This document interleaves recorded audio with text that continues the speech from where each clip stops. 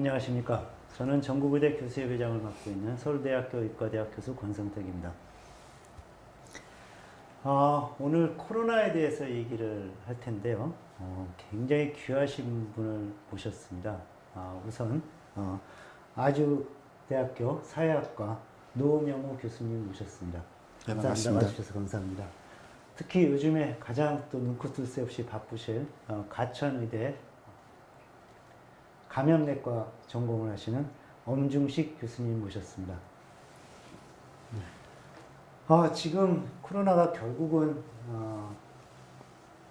전 세계적인 문제가 되고, 그래서 이 시점쯤 되면 지금 터셔리 세 번째 판데믹이라는 얘기, 에피데믹인지 판데믹이라는 얘기들이 있고 때문에 아무래도 일단 감염내과 선생님한테 제가 드리고 싶은 질문이 있는데, 일단 코로나 바이러스가 이제 이번이 처음이 아니지 않습니까? 그런데 계속 매스컴이나 무슨 코비드 19 그러니까 이게 2019년생으로 알고 있는데, 실제로는 코로나 바이러스 패밀리가 언제부터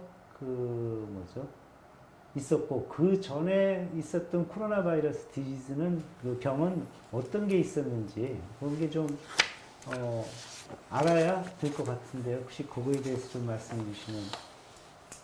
이제 저는 바이러스 학자는 아니라서 그 역사를 이제 다 꿰고 있지는 못합니다. 임상의사로서 그런데 이제 코로나 바이러스가 이제 인류에게 정말 이제 최초로 이게 정말 사람이 죽을 수 있는 병이구나라고 확인이 된 것은 이제 2002년, 3년에 있었던 사스, 중국 남부 지역하고 대만 이런 데를 강타를 했었던 그 사스라는 병이 코로나 바이러스의 변종 바이러스라는 것이 확인이 되고, 또 상당히 높은 그 사망률을 보이면서 코로나 바이러스도 이런 양상을 띌 수 있구나라는 걸 알게 됐습니다. 그 전에는 코로나 바이러스가 사람과 동물이 모두 감염이 될 수 있는 바이러스이긴 하지만, 특히 사람에서는 감기 정도의 아주 가벼운 상기도 감염만을 일으키는 것으로 알려져 있었습니다. 그래서 한 4가지 종류의 A형, 서브타입이라고 하죠.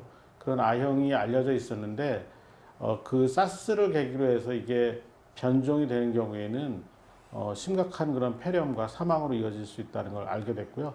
그 뒤로 2012년에 이제 메르스라고 이제 알려졌던, 중동 지역에서 유행했던 중증의 호흡기 질환도 코로나 바이러스의 변종이라는 걸 알게 됐습니다. 그래서 이 사스 코로나 바이러스하고 메르스 코로나 바이러스와 같은 코로나 바이러스 변종이 상당히 사망률이 높은, 그리고 신종 감염병으로서 유행이 가능한 그런 새로운 코로나 바이러스 감염증이라는 걸 이제 알게 됐고요. 이번에는 이제 세 번째 변종이라고 볼 수가 있겠습니다. 근데 유전적인 그 변이가 사스와 굉장히 흡사하기 때문에 사스코비2라고 명명을 했는데요. 결국 이 사스코비2는 기존의 사스나 또는 메르스 코로나 바이러스와는 또 다른 형태의 전파력과 사망률을 보이면서 지금은 이제 팬데믹을 이끌고 있다고 보시면 될 것 같습니다. 그렇게 된다면은 원래 코로나 바이러스도 그렇고 현재 인플루엔자 바이러스 등등하고 우리가 보통 감기 증상을 일으키는 바이러스가 수도 없이 원래 많은 거지 않습니까? 근데 그 중에 가끔 가다가 이렇게 독하게 변하는 것들이 있는 거고, 바뀔 수도 있는 거죠. 그러니까 이제 그 바이러스의 이 병태 생리가 최초의 사람에게 감염을 시키기 시작을 하면 그때는 워낙 독성이 높고 그로 인한 사망률이 이제 높은 것으로 알려져 있습니다. 여러 가지 예가 있죠. 예를 들면 근자의 가장 근자의 이제 이런 형태로 되는 게 이제 에이즈 바이러스 같은 경우에도 치료제가 잘 개발이 된 부분도 있지만 사람에게 한 30-40년 정도 그 감염을 반복해서 일으키면서 좀 이제 사망률도 낮아지고 또 전파력도 일정하게 이제 고정이 되는 그런 상황을 경험을 했습니다. 이제 이런 부분도 있고, 어찌됐든 바이러스나 세균이나 또는 기생충 같은 미생물들이 사실 현명하게 선택을 하는 방법은 숙주를 죽이지 않고 네. 본인이 계속해서 복제를 할 수 있는 환경을 만드는 것이 가장 이상적이거든요. 그러니까 결국 감염된 숙주를 사망하게 만들면 바이러스 입장에서도 손해입니다. 이제 그런 부분 측면이기 때문에 지금 말씀하신 것처럼 뭐 순화라는 표현이 맞을지 모르지만 공생하는 방법을 바이러스도 이제 가져가게 될 겁니다. 근데 그 기간이 뭐 짧을 수도 있고 경우에 따라서는 굉장히 길게 되고 그런 과정에서 사람들의 희생이 상당히 많이 발생을 하게 되는 경우에는 저희가 뭐 그냥 그 기간을 기다리지는 않는 것이고 거기에 따른 대응을 뭐 항바이러스제를 개발을 하든 아니면 백신을 개발하든 할 수 있는 방법을 다 취하게 되는 것이죠. 그래서 결론적으로 그냥 단도직입적인 그 질문을 드리면 이런 팬데믹은 막을 수 있다 없다 둘 중에 하나만 억지로 고르라 그러면 교수님. 이제 발생을 막기는 어렵다고 봅니다. 네. 결국은 환경의 변화와 이 신종감염병은 맞닿아 있고 결국 우리가 살고 있는 환경이나 뭐 여러 가지 사회적인 또 인구학적인 구조 상태는 변화할 수밖에 없기 때문에 계속 이런 팬데믹의 원인이 될 수 있는 새로운 미생물 또는 변종 미생물은 생겨날 수밖에 없고 그런 과정에서 주기적으로 또는 조금 그 주기적이진 않더라도 계속해서 크고 작은 유행을 경험할 수밖에 없다고 봅니다. 근데 이제 이런 유행을 겪을 때 그러면 우리가 이걸 그냥 그대로 받아들이고 우리가 할 수 있는 범주 내에서 전체적인 여러 가지 이 사회적인 그런 구조나 이런 것들을 깨트리지 않는 범주 내에서 그 피해를 그냥 감수하고 갈 것이냐 아니면 최대한 억제하고 방어하는 전략을 선택할 것이냐 이제 이런 부분에 대한 결정이 남아 있는데 이제 그 부분은 굉장히 어려운 논제인 것 같습니다. 그래서 이제 그 부분을 이제 여쭤보려고 이제 부담을 이제 좀 줄이시고 노 교수님한테도 부담을 좀 옮겨드릴까요? 네. 제일 큰 변화를 느끼시는 거는 어떤 건지 하고 그리고 지금과 같은 그 바이러스의 이 심각성, 엄 교수님 말씀하신 이런 거 말고 도대체 사람들이 언제까지 인내할 수 있을까? 이 사회의 이런 변화를. 그런 걸 이제 그 선생님의 저서나 이런 거를 보면은 정답을 주실 것 같은데 사람들이 언제까지 감내할 수 있을까요? 현재까지 교수님이 느끼신 코로나에 대한 그 공포 또는 그런 거를 하고 주변에 그걸 봤을 적에 사람들이 언제까지 이 상태를 오늘 600명이 나왔으니까 저 오늘 600명 나온 상태로 하겠습니다. 9시에 문 닫고 뭐 이렇게 하고 이런 상태 속에 어떻게 될 것 어떻게까지 사람들이 감내할 수 있을 것 같으신지. 언제까지 사람들이 감당할 수 있을까? 시간적인 것보다는 네. 이제 그 문제와 관련해서는 일단 코로나가 현재 확산되었고 확산되면 어떤 한 개인이 느끼는 공포의 문제가 아니라 전 사회적인 어떤 공포의 문제가 됐고 그런 맥락에서 사회적 이슈가 됐다라는 건 분명한 것 같습니다. 근데 어떤 것이 사회적 이슈가 됐을 때 사회 안에는 굉장히 여러 가지 행위자들이 있죠. 일단 대중이 있고요. 또 그 다음에 지금 사회적 이슈가 된 현상에 대해서 가장 누구보다도 정확하게 전문적 지식에 근거해서 알고 있는 전문가 집단이 있을 거고요. 그리고 또 하나 이 정치 영역이라는 게 있을 수 있습니다. 그러니까 우리가 그 어떤 행위자를 세 가지 그룹으로 놓고 본다라고 하면 그것이 그 현상이 어떤 사회 현상화된 것이 얼마나 위험하고 얼마만큼 지속될 수 있고 얼마만큼 비상 행동과 비상 사태를 야기시킬 수 있을 정도의 위험도가 높은지를 가장 정확하게 판단할 수 있는 건 전문가 집단이죠. 근데 전문가 집단이 사회적인 문제가 된 것에 대한 해결책을 정책으로 바로 개발하는 건 아니고 그건 그러니까 정치의 영역이니까 그런 맥락에서 정치가 어떤 정책을 취할 것인가라는 문제에 있어서 가장 먼저 의견을 청취해야 될 것은 바로 전문가 집단이면 분명합니다. 그러면 전문가 집단으로부터 어떤 이야기를 들을 것인가라는 문제에 있어서 저는 개인적으로 전문가 집단이 어떤 입장을 취하는 것인가가 가장 중요하다고 그렇죠. 보고 네. 또한 정치가 어떤 입장을 취하는 것인가라는 문제도 매우 중요하다고 판단을 합니다. 왜냐하면 정치는 기본적으로 공동의 선을 지향해야 하는 것이 우리가 생각하는 정치의 궁극적 목표고 우리가 정당하다고 생각하는 정치는 어떤 특정 적파나 특정 개인의 이익을 위해서 활동을 해야 되는 것이 아니라 사회를 구성하고 있는 모든 사람들의 공동의 이익을 위해서 활동해야 되는 것이 저희가 정당성을 부여하는 정치인데 현실적으로 정치는 항상 그렇게 움직여지지는 않지요. 정치는 어떤 경우에는 인류 역사상 그렇게 움직인 적이 많지 않죠. 공동의 선을 위해서 움직여야 되지만 네. 때로는 정치는 네. 어떤 면에선 특정 집단이나 네. 특정 정파의 이익을 위해서 움직여지는 경우도 있고요.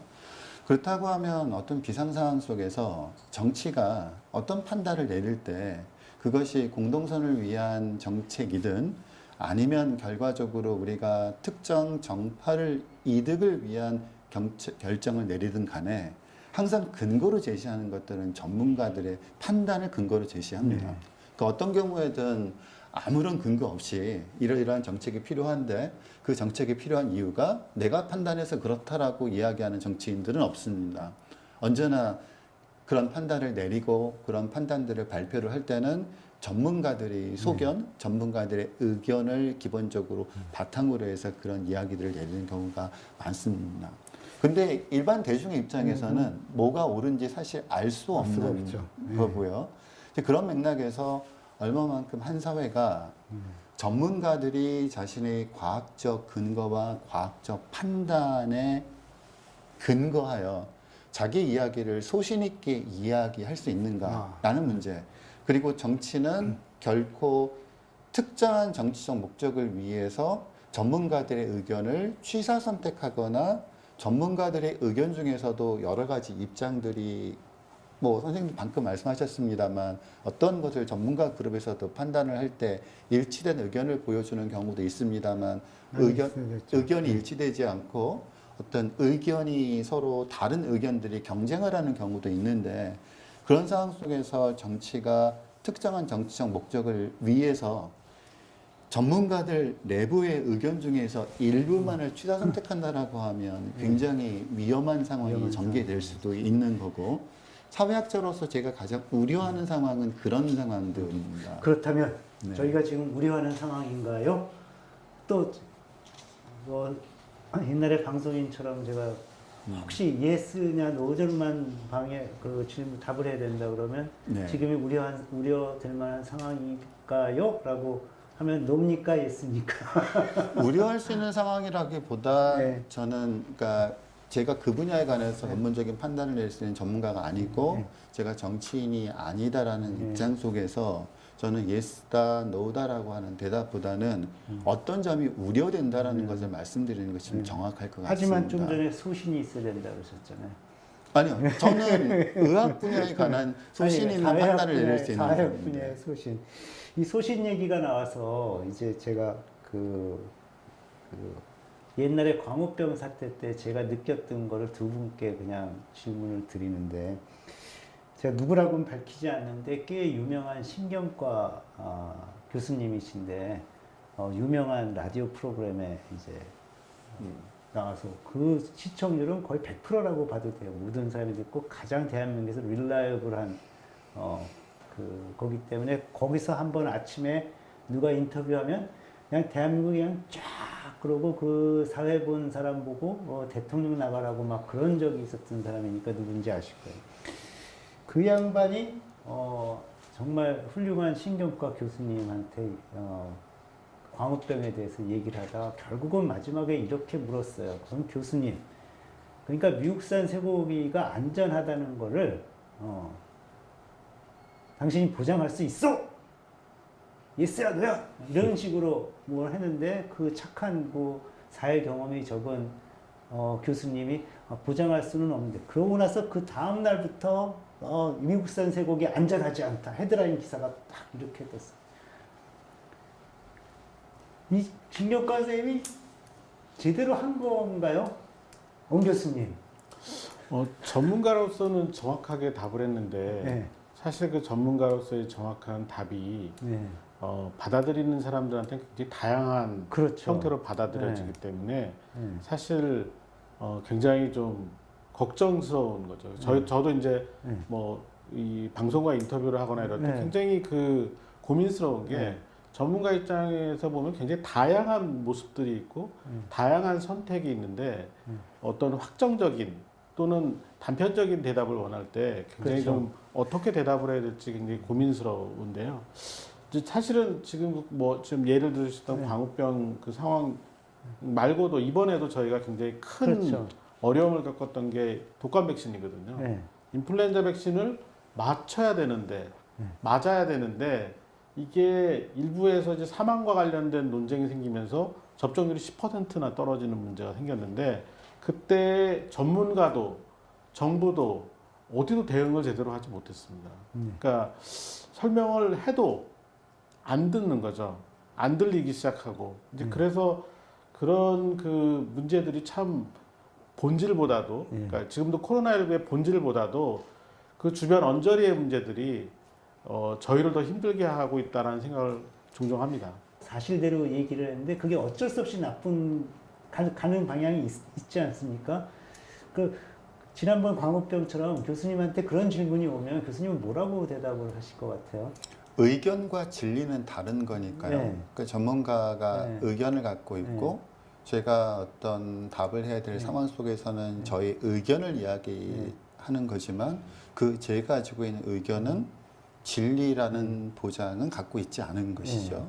왜냐하면 사람마다 전문가마다 의견들을 가지고 있고 그 의견들이 서로 경쟁을 하거나 서로 논쟁을 하면서 그러면 최대한 진리에 근접할 수 있는 것이지 애초 처음부터 어떤 한 사람이 갖고 있는 의견이 진리다라고 이야기할 수는 없는 거니까요. 사회학 교수님이니까 제가 막 모르겠습니다. 잘 모르겠는데 예. 이제 저희가 배운 학문과 그걸 학문을 현장에서 적용하는 의학과 의료에도 큰 차이가 있는데 실제로 그런 의료의 과정과 결과물들 그리고 여러 가지 연구의 결과물들을 비의료인한테 전달하는 문제는 굉장히 어려운 것 같습니다. 어려운 것 같고 단순한 설명도 받아들인 상대가 어느 정도의 그런 의과학적인 지식이 있고 또는 뭐 의과학적인 지식이 아니더라도 교육의 정도라든지 또 개인적인 성향 뭐 이런 거에 따라서도 다르게 받아들이는 가능성이 많고 이제 그런 부분들이 굉장히 다양성이 너무나 많기 때문에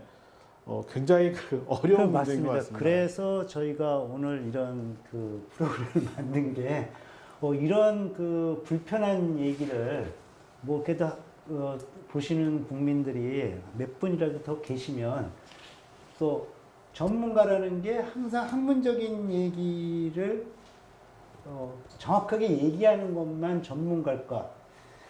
그래서 그거 다시 엄 선생님 공격은 아니고요. 여러 가지 어려운 상황이 이어지고 있는데 이 어려운 상황들이 여러 가지 이유가 있습니다. 여러 가지 이유가 있는데 이거 조금 다른 방향으로 얘기가 좀 가는 것 같긴 한데 10월 이후에 그 방역과 관련돼 가지고 조금 난맥상이 몇 가지 있었습니다. 첫 번째가 이제 중수본으로 대표되는 보건복지부에서의 의사결정 과정에서 전문가들이 많이 참여를 못했습니다.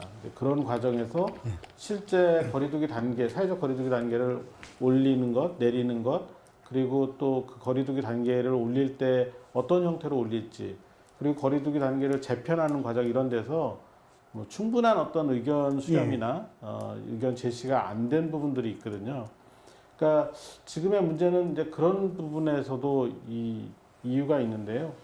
근데 이제 저희가 그 어떤 그 바이러스의 그 바이러스 자체로서의 어떤 특성, 역학적 특성이나 또는 질병으로서의 특성에 대한 여러 가지 그 근거 그리고 그렇기 때문에 이걸 진단 치료하고 또 역학적으로 방어하는데 어떤 것들이 필요하고 이런 것들에 대한 것들을 제시는 하지만 그 근거들을 받아서 실제로 그걸 현장에 맞는 정책으로 만들어가거나 또는 실제 시행을 하는 부분은 저희 영역과는 굉장히 동떨어져 있습니다. 그 부분은 관료들이 중심이 되고 그리고 시민사회가 중심이 되거든요. 그러니까 그 간극을 얼마나 줄이느냐가 굉장히 어렵더라는 겁니다. 그래서 그 뭐죠 여기 혹시 이 유튜브가 이제 보시는 비의사 근거를 제시하기를 좋아한다며요. 그러니까 이 근거를 제시하지 않고는 어떤 정책을 못 한다고 그러셨고 그렇게 이제 하는 게 정치적 행위죠.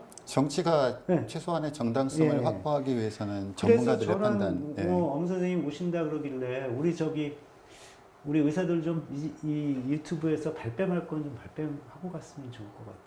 분명히 전문가를 의견이 확 배제가 많이 됐다고 들은 거 맞습니다. 맞고 대표적인 게 여기 국민들 한번 생각을 해보세요. 코로나라는 게 과밀하면 안 된다고 지금 뭐 매스컴에서 맨날 그러잖아요. 그런데 일하러 가는 사람의 숫자는 일정한데 10분 간격으로 배차됐던 버스를 20분 간격으로 배차하면 그 버스 안에 분명히 사람은 2배가 타게 돼 있습니다. 아니 이런 걸 어떻게 그 전문가의 의견을 들어서 방역 대책을 세우고 했다고 얘기를 하는 이 정말 이상하거든요. 그런데 분명히 나중에는 전문가들의 의견을 들어서 했었는데 일이 그렇게 돼서 안타깝습니다. 교수님 분명히 그렇게 얘기 나오겠죠? 잘 안 돼요. 저희가 좀 잘 네. 얘기할 수 있을까요?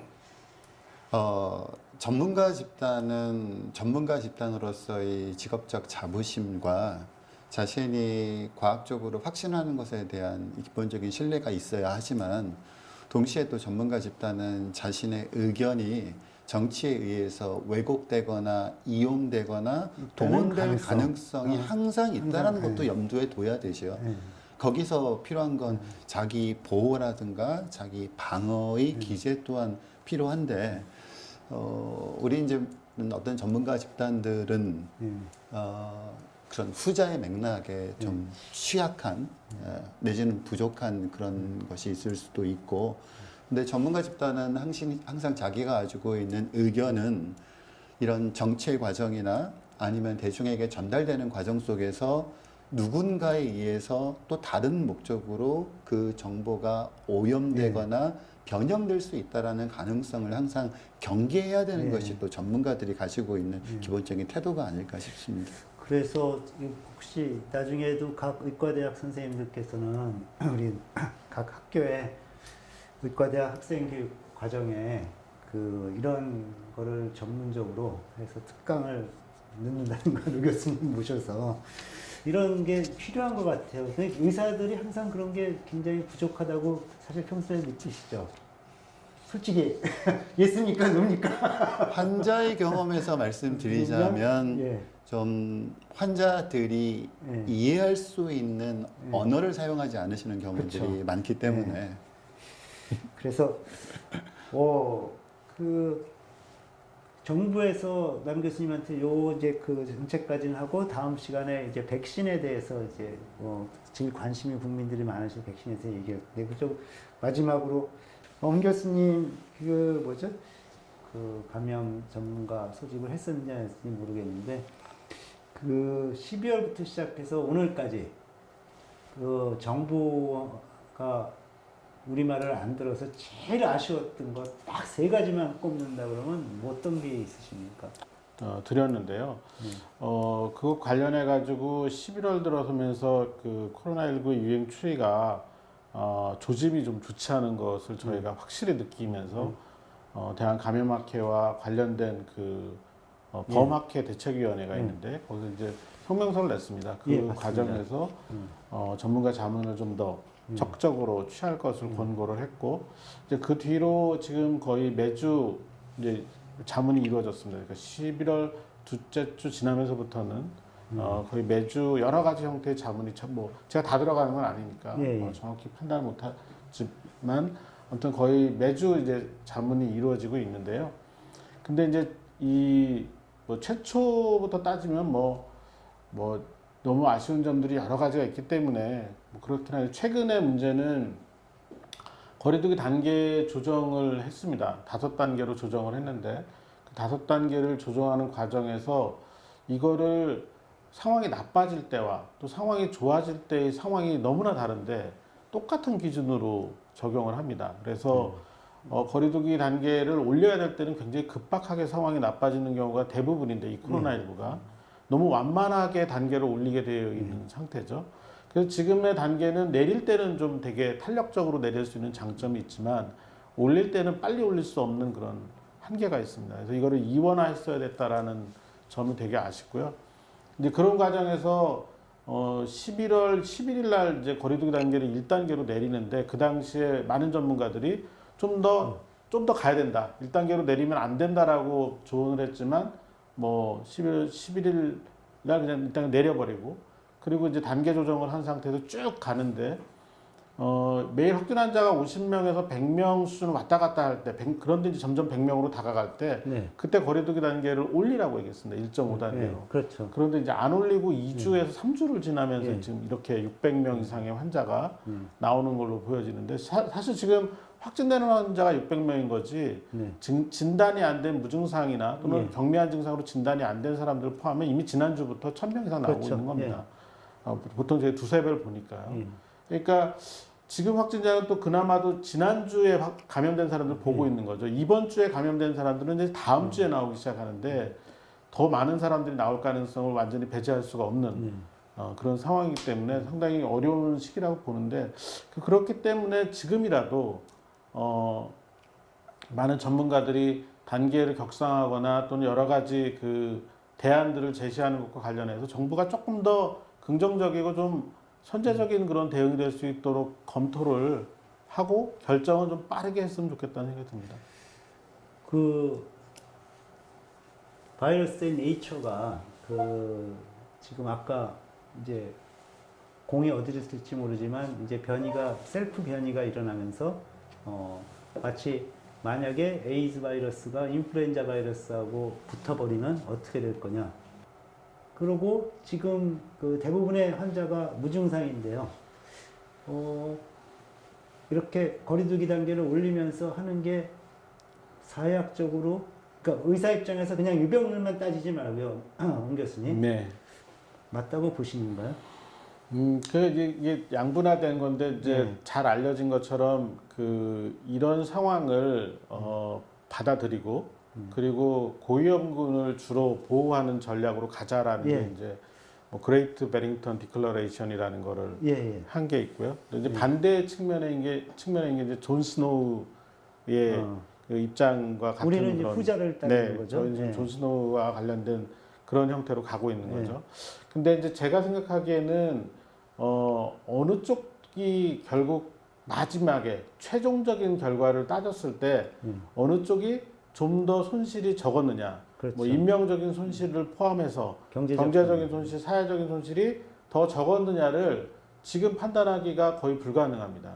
그런데 이거를 어느 쪽을 선택하고 갈 거냐와 관련해서 결과를 미리 예측하고 결정하기 너무나 어려운 상황에서 그럼 뭘 갖고 결정을 해야 되겠느냐인데 그거는 그 나라 또는 그 지역 사회가 갖고 있는 사회문화적인 요인이 굉장히 중요한 것 같습니다. 특히 이제 우리가 뭐 미국이나 유럽과 같은 그런 정책으로 가기 위해서는 저는 사회적 합의가 필요하다고 봅니다. 그러니까 저희가 이런 식의 지금 우리나라가 유지하고 있는 전략을 포기하고 그리고 유럽이나 미국과 같은 형태로 간다라고 했을 때 그때 나오는 희생들에 대해서 정치적으로 사회적으로 뭐 표현이도 그렇지만 책임을 누구의 책임이라고 그걸 규정지어서 가는 그런 상황이 발생하거나 그것 때문에 혼란이 오면 그 그레이트 베링턴 디클러레이션처럼 갈 수 없습니다. 저는 그렇게 봅니다. 왜냐하면 굉장히 큰 혼란이 생길 수가 있거든요. 그러면 이번 세션 마지막으로 유 교수님한테 유 교수님 보기에는 아까 전자는 뭐죠? 아까 처음에 저하고 얘기했었던 거 유럽 모델 하는 거. 후자는 지금 우리나라에서 하는 모델이고요. 우리나라의 사회에서는, 그러니까 인류 사회학적인 그런 거 말고 우리나라 사회에서는 어느 게 좋다 나쁘다는 우리 엄 교수가 얘기한 대로 지금 판단을 못하니까 지금 상황에서는 이쪽이 맞을 것 같으니 이쪽이 사회적으로 그리고 톨러럽을 하다 그러는데요. 어느 쪽이 톨러럽을 한 것 같습니까? 우리는 후자밖에는 없는 건가요? 사회를 좀 더 안으로 들어가서 좀 이렇게 세분해서 볼 필요가 있는데요. 예. 통상 한국 사회라고 부르긴 합니다만 예. 현재와 같은 상태가 계속 유지된다고 했을 때 네. 그걸 장기간 견딜 수 있는 자원을 갖고 있는 사람이 있는가 하면 그렇죠. 장기간 견딜 수 없는 예, 예. 견디기 위한 그렇죠. 필요한 자원을 네. 갖고 있지 못한 사람들이 네. 굉장히 많죠. 예.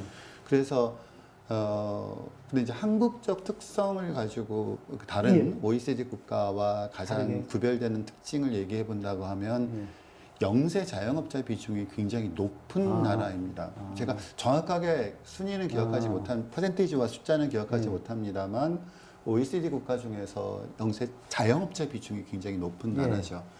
근데 지금 현재 상황 지속됐을 때 이런 여러 가지 뭐 방역의 1단계, 2단계, 3단계, 4단계랑 하면서 가장 타격을 덜 입는 직업군과 계층은 월급 생활자들이죠. 그렇죠.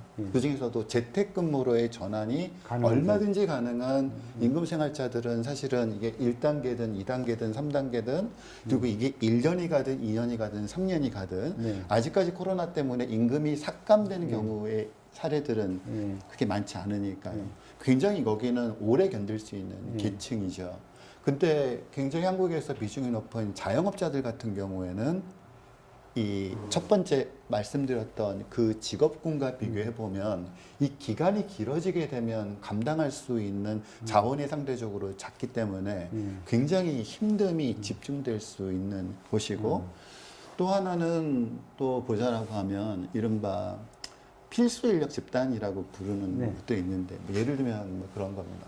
사회가 유지되기 위해선 어떤 일이 벌어진다 하더라도 기본적으로 돌아갈 수밖에 없는 자리를 영역. 지켜서 자기 임무를 해야 되는 사람. 그러니까 예를 들면 병원, 예. 의료진들 같은 경우가 그거죠. 세상에서 무슨 일이 일어난다 하더라도 병원은 돌아가야 되고 소방서는 있어야 되고 경찰서는 있어야 되고 그 부분과 또 하나의 또 거의 한국 사회에서 그렇게 필수적인 직업군화 되어 버린 것이 사실 어떤 집단이냐고 하면 바로 택배 노동자들 그렇죠. 집단입니다. 근데 여기 같은 경우는 또 상황이 좀 다릅니다. 어떤 상황이 다르냐고 하면 이들은 그리고 이제 또 하나 집단으로 또 말씀드리는 것이 아주 직격으로 위기를 맞는 집단들이죠. 그러니까 산업별로 놓고 보자라고 하면 서비스나 관광, 호텔 그렇죠. 이쪽에서 일하시는 분들은 그야말로 직격탄을 맞았기 때문에 지금 실업자들이 무지 많이 그렇죠. 이게 6개월이 이렇게 가느냐, 1년이 가느냐, 2년이 가느냐는 문제는 그분들한테는 그야말로 생사가 달린 문제가 되고 그러니까 한 사회 안에서 이 기간이 이런 방식으로 지속됐을 때 그걸 감당할 수 있는 자원의 규모가 확보된 자원이 다 다르기 때문에 한 사회가 더 낫다, 한 사회가 낫다가 아니라 사실 더 필요한 정책은 그 사회를 이렇게 세분해서 들어가서 어떤 방향을 취했을 때 과연 사회적으로 우리가 긍정적으로 평가할 수 있느냐 없느냐의 문제를 한 사회를 통으로 평가를 하면 또 안 되고요. 사실 또 필요한 정책은 가장 직격탄을 맞거나 가장 결정적인 피해를 보는 집단을 최소화하는 방법이 동시에 진행이 되어야 하고 이제 그런 맥락에서 좀 A 모델이냐 B 모델이냐를 선택하는 문제 이상으로 더 중요한 문제는 A를 선택하든 B를 선택하든 무엇인가를 하나 선택했을 때 다시 그 내부에서 발생하는 계층 차이에 관한 피해 정도에 대한 논의 그게 더 중요하다고 봅니다. 그러면은 그 두 분께 마지막 그 진짜 예스와 노아로 웃으면서 대답해도 되고요.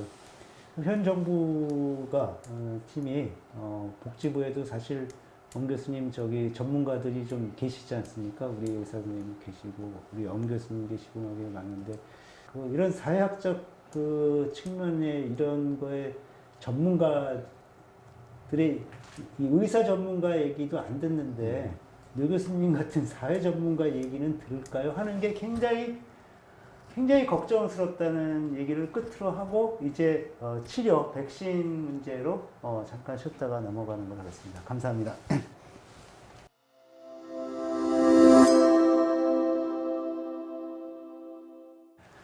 안녕하십니까.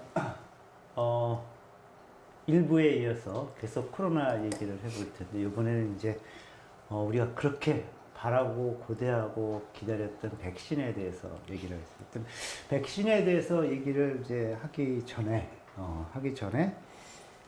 백신이 정말 필요한 이유가 의학적으로 뭐 예방하는 것도 중요하지만 아까 이제 일부에서 마지막했던 사회적인 문제 그걸 결국은 어떻게든 해결은 해야 되겠고 근데 지금 그 해결하는 과정에서 아까 말씀드린 여러 계층 간의 경제 사회적인 경제적인 대응력 그런 지속 가능한 대응력의 차이뿐만 아니라 그거와 상관없이 모든 국민들이 지금 어디 가든지 QR 찍고 뭐 이렇게 하는데 사생활이 침해되고 있거든요.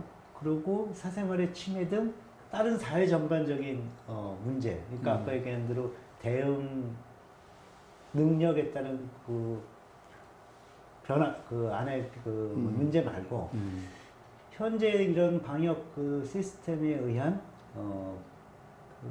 그런 문제, 예를 들면 완전 사생활 노출이라든지 그런 문제를 한번 짚고 넘어가야 네. 또 백신이 왜 필요한가라는 그런 될 것 같은데 그거 벌써 말씀하시고 그다음에 제가 엄 교수님한테 백신의 기본에 대해서 좀 여쭤보겠습니다. 네.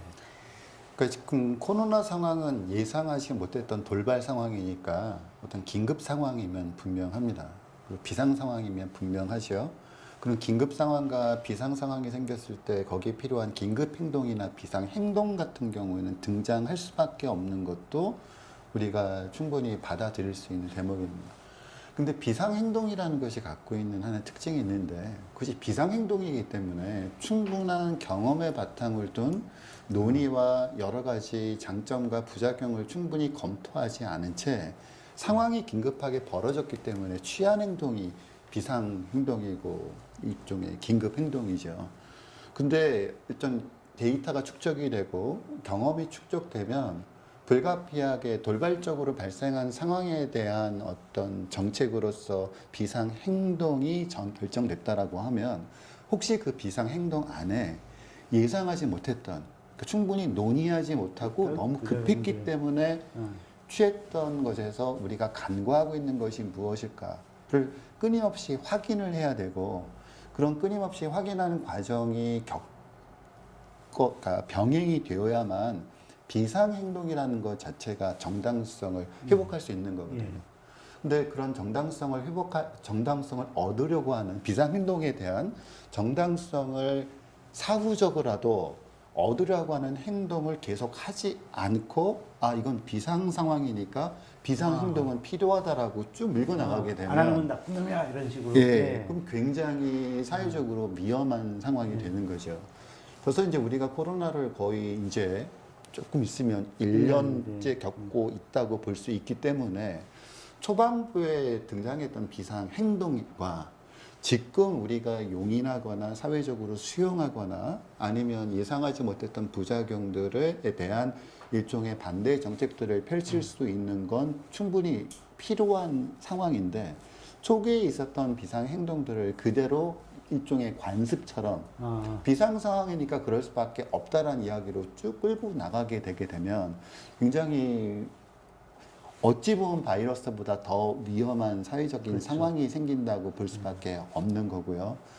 아까 제가 일부에서 잠깐 말씀드렸던 이 코로나가 길어지고 있기 때문에 이 길어진 기간 동안 그걸 견딜 수 있는 자원을 갖고 있는 사람과 견딜 수 없는 사람으로 나눠지는 것이 분명하다라고 하면 아무리 비상 상황이고 아무리 비상 행동이 필요하다고 하더라도 계층별로 다르게 나타날 수밖에 없는 상황에 대한 고려가 함께 병행되면서 왜 비상 상황 속에서 이런 비상 행동이 유지될 수밖에 없는가에 대한 사회적 동의를 끊임없이 얻어가는 과정이 병행돼야 됩니다.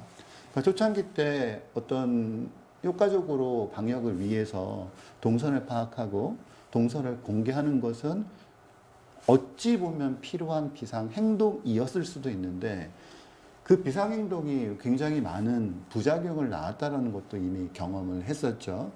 그러니까 뭐 초창기 때 미디어 용어로 많이 이야기됐던 슈퍼 전파자 이야기. 그래서 어떤 감염된 사람한테 뭔가 어떤 낙인을 행사해서 사람들은 이 비상 상황 속에서 뭔가 그야말로 이 비상 상황을 제가 견뎌야 하는 이런 상황들을 전가할 수 있는 어떤 희생양을 원했고 그게 슈퍼 전파자라고 명명되었던 사람에게 온갖 형태로 일종의 사회적인 비난이 집중되는 일들이 또 벌어졌고 그러니까 감염된 사람은 동선이 낱낱이 공개됐을 때 자기의 동선이 정상성이라는 것을 인정하거나 사회적으로 입증받지 못하면 매우 문제가 있는 사람으로 낙인이 찍히면서 곳곳에서 예를 들면 이태원에서의 성소수자의 문제라든가 또 거짓말을 했던 그 어떤 동선에 대한 거짓말을 했던 그 상황들은 사실 맥락 속에서 놓고 보자라고 하면 이런 비상 행동에 대한 사회적인 합의와 동의를 얻으려고 하는 노력 없이 비상 상황이니까 이건 계속적으로 지속되어야 된다라는 어떤 과거의 어떤 짧은 경험에 근거한 판단에서 나타났던 비상 행동 양식들이 쭉 진행됐기 때문에 문제인 것 같고 코로나가 길어지면 길어질수록 사회가 지탱할 수 있는 힘은 비상 행동에 대한 사회적 동의예요. 사회적 동의를 확보해야만 비상 행동이 우리가 비상 상황이 길어져서 비상 행동이 계속적으로 지속되는 상황이 생긴다고 하더라도 사회가 안정성을 잃지 않는 건 비상 행동에 대한 사회적인 동의를 얻을 수 있느냐 없느냐의 문제인데 그만큼 한편으로 방역적 측면에서의 그런 노력도 필요하지만 저는 사회학자 입장에 놓고 보자라면 이 비상 행동에 대한 사회적 동의를 얻어가는 작업들이 둘이 같이 병행되어야 한다. 라는 걸 말씀드리고 싶습니다. 그래서 백신이 나와서 해결되면 좋겠는데 그 백신 이제 맞추려면 엄 교수님 아직도 시간이 많이 필요하고요. 대체적으로 그 지금의 방역 그러니까 막 그 동선 추적하고 이렇게 하는 게 일평균 숫자가 우리나라는 뭐 사실 땅덩어리도 잡고 있는 거 가면하니까 뭐 제주도는 괜찮다, 전라도는 나쁘다, 뭐 경상도는 괜찮다 이런 거는 저는 의학적으로 소용없다고 보는데요. 다 일일 생활권인데 한 1,500명 되면은 이제 그 뭐죠 QR 코드 안 찍고 행선이 추적할 필요 없을까요? 얼마 넘으면 추적 필요할 수 없을까요?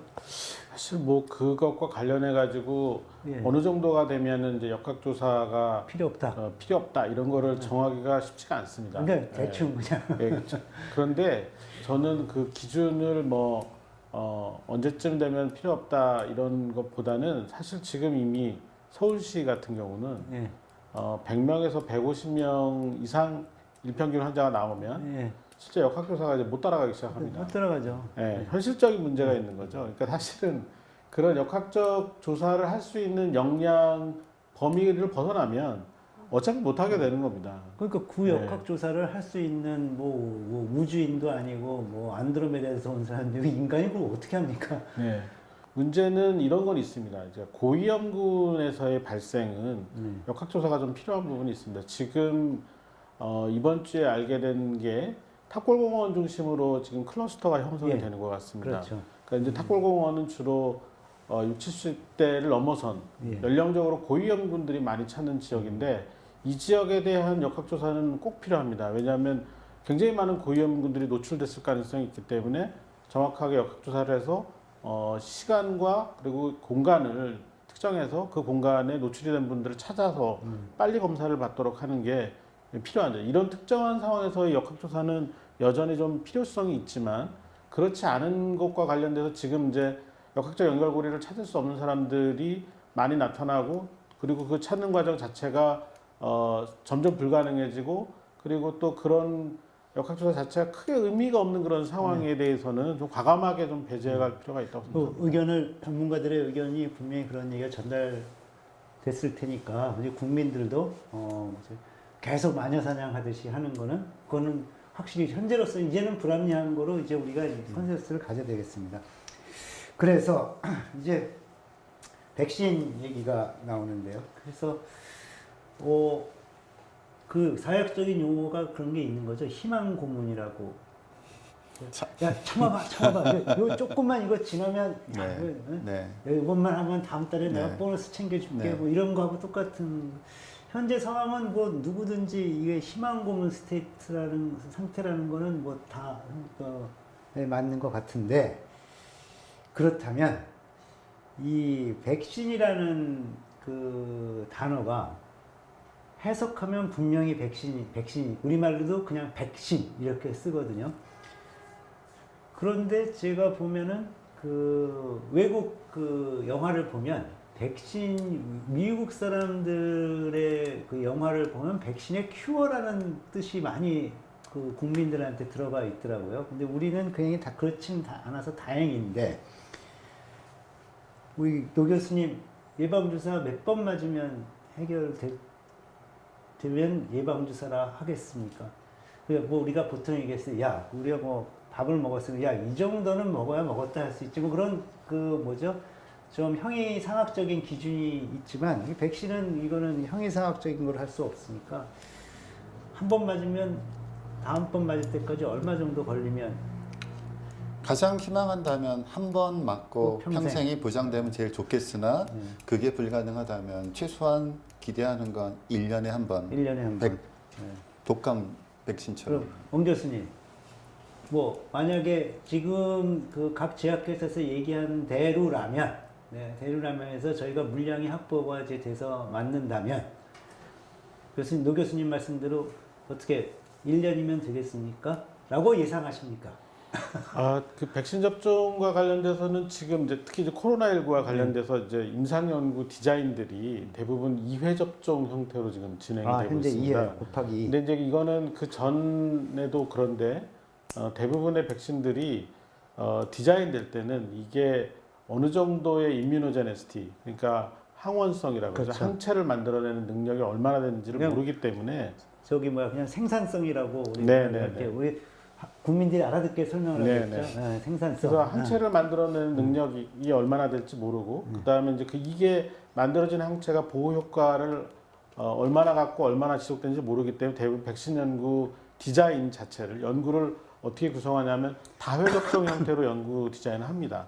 그리고 나서 이게 이제 실제로 이 현장에서 적용이 되면서 단회 접종 또는 뭐 이게 횟수를 줄여도 크게 문제가 없다라는 형태로 이제 임상 연구가 진행이 되는 게 보통이거든요. 그래서 뭐 대표적인 예를 들면은 비형 간염 백신 같은 경우도 이제 3회 맞고 5년에 한 번씩 부스터를 맞는 추가 접종을 하는 걸로 최초에는 만들어졌다가 지금 3회 접종으로 끝났고 그다음에 인유조종 바이러스라고 해서 왜 자궁경부암 백신 같은 경우도 3회 접종하다 지금 2회로 줄어가고 있거든요. 이제 이런 여러 가지 경과를 겪는데 지금 코로나19 관련된 백신은 그런 거를 하기엔 너무 이른 그런 상황이죠. 근데 지금 문제는 백신이 여러 회사에서 계속 지금 속속 삼상 연구가 이제 나오고 있습니다. 그리고 그것과 관련해서 여러 나라가 정부 주도로 또는 백신 회사 주도로 긴급 사용 승인 요청을 하고 있고 우리도 아마 곧 식약처에서 이 백신 회사들로부터 이 사용 승인과 관련된 여러 가지 그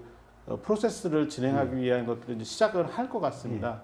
그래서 접종을 구입을 해서 할 텐데 결국 지금 문제는 우선순위를 어떻게 가져갈 거냐, 누구부터 맞힐 거냐. 근데 잠깐 그 얘기 좀 이따 하셔야 네. 되고요. 근데 근본적인 걸 얘기하거든요. 우리가 보통 이렇게 친구들한테 가까운 지인들한테 얘기하는데 제 말씀도 일리는 있죠. 그러니까 이제 백신의 어떤 그런 그 기대치. 백신을 그 만들고 그리고 뭐 이렇게 이어지는 그런 연속성에 대한 설명에 대해서는 저도 이제 교수님처럼 설명하면 좋을 것 같습니다. 정확하게 설명을 하셨고요. 저희가 이제 그 한 번 맞거나 아니면 뭐 2번, 3번을 맞더라도 이제 성인이 된 뒤에 다시 맞지 않아도 되는 백신들은 대부분 이제 DNA 바이러스 그렇죠. 백신이죠. 그만큼 굉장히 안정적인 그런 백신 효과를 거둘 수 있는데 지금 이제 저희가 안 되는 게 RNA 바이러스라는 건데요. 국민 여러분, 바이러스는 DNA 바이러스와 RNA 바이러스가 있습니다. 코로나는 RNA 바이러스고. 그래서 이 말씀하신 것처럼 너무 빨리 변하고 그리고 이 RNA 바이러스 계열은 컨트롤이 굉장히 어렵다는 거죠. 그래서 이제 굉장히 어려움을 많이 느꼈는데 이번에 이제 나온 백신들의 어떤 새로운 기대는 뭐냐면 결국은 이런 RNA 바이러스를 이제 만드는 과정에서 여러 가지 고전적인 기법들을 이용해서 인플루엔자 백신을 만들고 있는데 그러다 보니까 면역원성, 그러니까 이 항체를 만들어내는 능력이나 이런 것들이 떨어지고 오래가지 않고 그럴 때 매년 맞고 있는데 지금 만들어지는 백신은 이제 새로운 기법으로 만들고 있습니다. 그러니까 RNA 자체를 네. 추출해서 식물- 그걸 복제해가지고 네. 이제 만드는 그런 형태로 가고 있는데요. 이제 그런 백신은 이제 최초인 겁니다. 네. 그래서 불안감도 있습니다. 이런 형태의 백신이 갖고 있는 장기적인 안전성이나 뭐 이런 부작용의 문제가 어떻게 될지 잘 모르겠다라는 거. 그다음에 말씀드린 것처럼 이게 얼마나 갈지 잘 모르겠다라는 건데, 그러니까 결국은 이런 위기의 상황에서 새로운 백신을 그것도 새로운 기법으로 만들었을 때에 어떻게 될지에 대한 불확실성이 있는 거죠. 그러니까 사실은 저희가 가급적 백신을 빨리 도입해서 빨리 접종을 해서 집단 면역을 최대한 올려가지고 이 코로나 바이러스를 종식시키기 위한 노력을 해야 되지만 네. 그 과정에서 이 바이러스 새로운 형태의 백신으로 인해서 올 수 있는 여러 가지 불확실성을 계속해서 제거해 나가고 또 피치 못할 불확실성에 대해서는 충분히 이 국민들이 이해할 수 있도록 설명할 필요가 있다고 생각합니다. 그 설명을 해야 되는데 잘 이해를 못할까봐 그 굉장히 걱정이고 이것이 또 의도치 않게 악용될까봐 걱정이고 노 교수님 그러면 두 번은 맞아야 될것 같습니다. 왜냐하면 저도 그러고 저도 의사지만 분명 어렸을 적에 주사 한 번 맞을래 두 번 맞을래 그러면서 어른들이 얼르고 그랬잖아요. 그거 굉장히 중요한 정황적인 그거거든요. 그러면 두 분 그다 그런 차이는 없을 거고 그럼 현재는 이게 코로나에 대해서 정말 모르는 게 아직도 많으니까 우열을 어떻게 가려야 되는 건 아닌데 왜 아스트라제네카는 왜 이렇게 싸요? 그 제조 공정이나 네. 또는 뭐 여러 가지 차이가 좀 있는 것 같습니다. 그러니까 뭐 화이자 백신은 그 RNA라는 거를 추출해서 만드는 그 거고, 기술 때문에 예, 그리고 이제 아스트라제네카는 이제 벡터라는 걸 이용해서 네, 만드는 벡터는, 건데요. 좀 차이가 좀 있고, 벡터가 더 컨벤셔널한 방법이죠. 조금 더 그 조금 생산에 더 용이하다고 먼저 알려져 일찍 나온 있습니다. 방법이죠. 그런데 나도 이해하는 거 보면은 네. 분명히 그리고 이제 좀더 보관하고 보관이 공- 쉽죠. 예, 네. 그 공급하는 방법이나 이런 것도 조금 더 편한 부분이 있는 것 같습니다. 그런데 저는 그래서 뭐 어느 걸 맞겠느냐, 저는 빨리 들어오는 걸 맞겠습니다. 빨리 들어오는 거는. 그러면은 우선순위의 문제인데요. 선생님 이제 자제분이 몇 살인지는 모르겠지만 그 자제분은 아버지가 코로나 환자를 항상 만나는 고위험군의 그 식구잖아요. 네. 보호 효과라는 측면에서 접근을 하면 고위험군을 맞추는 게 맞다고 생각합니다. 그런데 유행을 줄이려면 사실은 유행은 그렇죠. 활동량이 많고, 예, 그리고 여러 사람들과 접촉하고, 하고 땀 많이 흘리고 예, 얘기 그런 많이 하고. 분들이 접종 대상이 돼야 되는 거거든요. 그러니까 보호 효과로 가면 노령층이나 그 기저질환이 있는 분들을 위주로 먼저 맞춰야 되는 게 맞고, 유행을 조절하는 그 방향으로 가려면 사실은 20, 30대가 먼저 맞는 게 더 맞다고 생각합니다. 전체적인 유행을 줄이기 위해서. 그러면 어느 쪽으로 갈지 이제 결정해야 되는 거죠. 시간도 많이 지나서 교수님한테 악역을 하나 드리려고 했어요. 지금 그 소문에 이태리하고 스페인이요. 거기 이제 어르신들 엄청 돌아가셨대거든요. 그래가지고 이제 코로나 때문에 세계 경제가 다 안 좋아야 되는데 90세 되신 어머니 아버님 부부 먼저 맞으실래요? 아니면 학생들 200명, 300명 넣고 강의하시는 딱 지금 그거 뭐 2개밖에 없어. 그러면 한데 얄궂게도 의사가 뭐 이 집에 하나 배당됐으니까 두 분이 설명 다 들었죠? 두 분이 중에 한 분 누가 맞을래요? 라고 선생님 가족한테 딱 약병 하나만 놨어요. 어떡하실래요?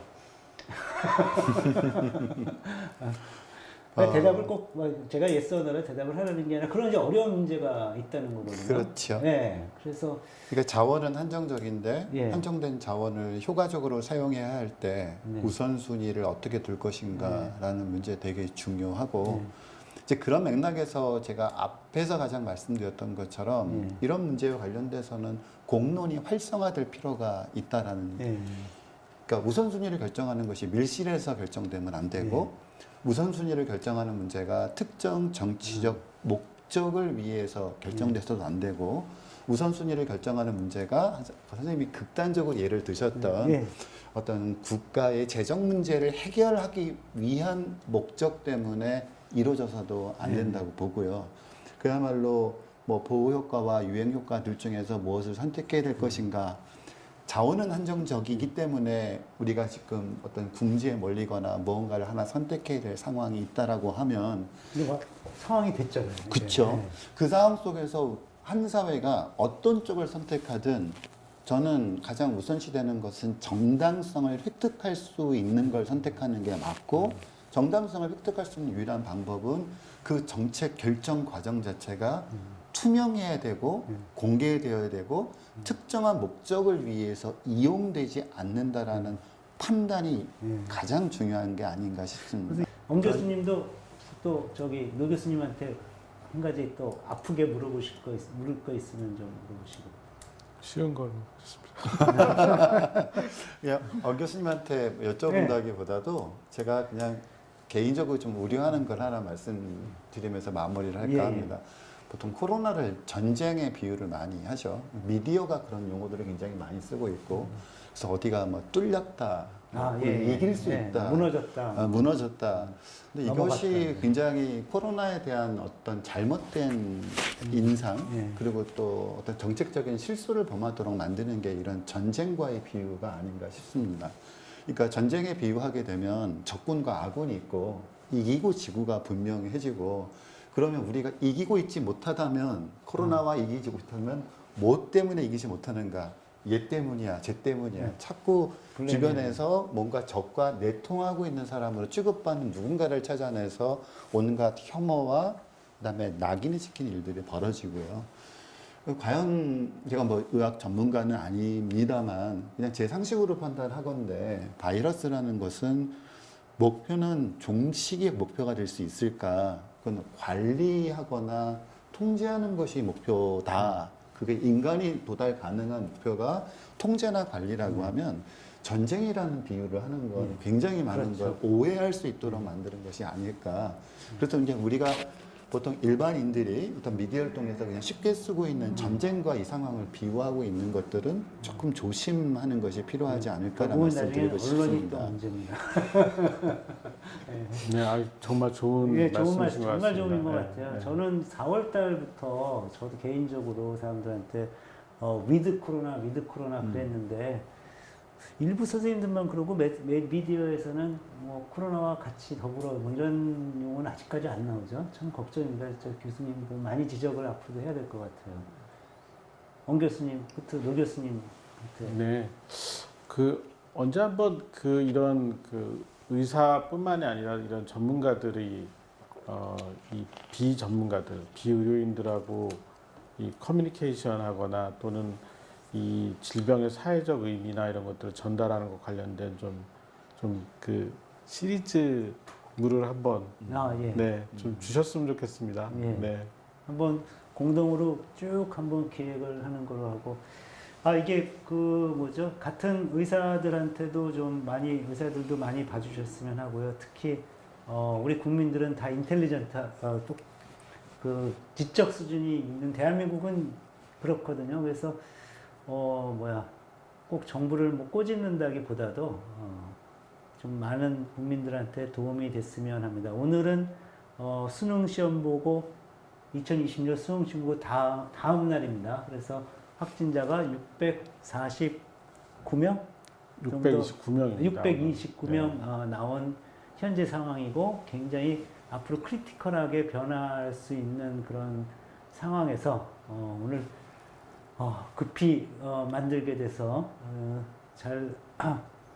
부족한 점이 많을까봐 걱정도 되지만 그 와중에 오늘 이렇게 와주셔서 말씀을 같이 나눌 수 있게 돼서 큰 영광이었고 그 다음에 큰 보탬이 돼서 너무 감사합니다. 아주대 노명우 교수님 또 다음부터로도 또 코로나 변하는 상황에 따라서 이렇게 제작을 할 수 있었으면 좋겠습니다. 여러분 너무 반가웠고 시청하시느냐고 너무 지겨우셨죠? 또 뵙겠습니다. 감사합니다.